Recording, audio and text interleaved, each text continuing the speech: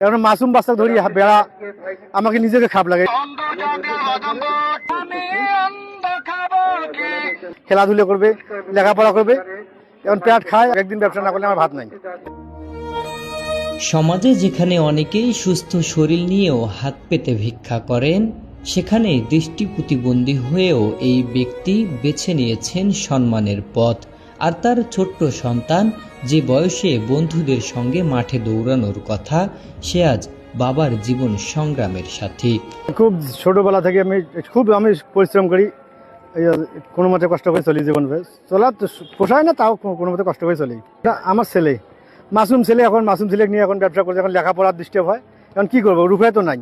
সরকার 900 টাকা মাছ দেয়, 900 টাকা দিয়ে আমার দুইটা ছেলে 3টে মেয়ে, আমরা দুজন পাঁচজনের কি খাওয়া সম্ভব? চোখে দেখতে পান না, জীবনের পথ তার জন্য অন্ধকার, তবুও হাত পাতেননি কারো কাছে। ভিক্ষা নয়, মাথা উঁচু করে বাদাম বিক্রি করেই চালাচ্ছেন 5 সদস্যের সংসার। আর পাশে আছে তার ছোট্ট সন্তান, যে বয়সে মাঠে খেলার কথা, সেই বয়সেই বাবার কাঁধে কাঁধ মিলিয়ে জীবন যুদ্ধে নেমেছে। ভাই, যার যেটা আল্লাহর কাছে অভ্যেস করে, যার যেটা নেশা, তার যেটা পেশা। আমি আল্লাহকে আমি বলছি, আল্লাহ আমার মানুষের কাছে যেন আমার কোনোদিন 1 টাকা হাত না পাতা যেন। আমার বাসা বড়বিল, মন্থানা, মাজাপাড়া। এ যেন জীবন সংগ্রামের এক জীবন্ত প্রতিচ্ছবি। দৃষ্টিশক্তি না থাকলেও হার মানেননি। মাইক হাতে মানুষকে ডাকেন, আর কাঁধে ঝোলানো ঝুড়িতে বিক্রি করেন বাদাম। জাহাঙ্গীর মিয়ার সংসারে রয়েছে 5 জন সদস্য। এই সামান্য আয়ের উপর নির্ভর করে পুরো পরিবার। তার পাশে ছায়ার মতো থাকে তার ছোট্ট ছেলে, যে বয়সে বই খাতা আর খেলাধুলা হওয়ার কথা, সে বয়সেই বাবার পথ প্রদর্শক হয়ে উঠেছে সে। এই শিশুর চোখে হয়তো হাজারো স্বপ্ন, কিন্তু বাস্তবতা শিখিয়ে দেয় দায়িত্বের মানে।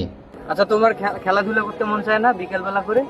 আমি সকালে করি খেলেই, তারপরে স্কুল থেকে এসে বাজার চাই। ছোট বাচ্চা ধরি খুব আমাকে খুব বিরক্ত খারাপ লাগে। এখন মাসুম বাচ্চা ধরি বেড়া আমাকে নিজেকে খারাপ লাগে, এমন বিরক্ত লাগে। এখন আল্লাহ, আমি তো ইচ্ছে আমি মানুষের হাতে পাততে চাই না। আর ছোট ধরি খুব বিরক্ত লাগে। ছোট সময় খেলাধুলা করবে, লেখাপড়া করবে, এখন পেট খায়, এখন না গেলে তো অবস্থা খারাপ। একদিন ব্যবসা না করলে আমার ভাত নাই। স্কুলে ভর্তি করে দিচ্ছি, এখন সকালবেলা করে স্কুল যায়, বিকেলবেলা করে আমি আসরের পর আমি ছেলে ধরি বেড়াই। এখন ও ছেলে ছাড়া তো আমি একলাই ব্যবসা করা সম্ভব নয়। বিকেলবেলা যায় 2-4 ঘন্টা করে বাচ্চারা লেখাপড়া করে, আমি কিছুক্ষণ সময় আমাকে দেয়। জীবন হয়তো তাদের জন্য সহজ নয়, তবুও আত্মসম্মান হারায়নি।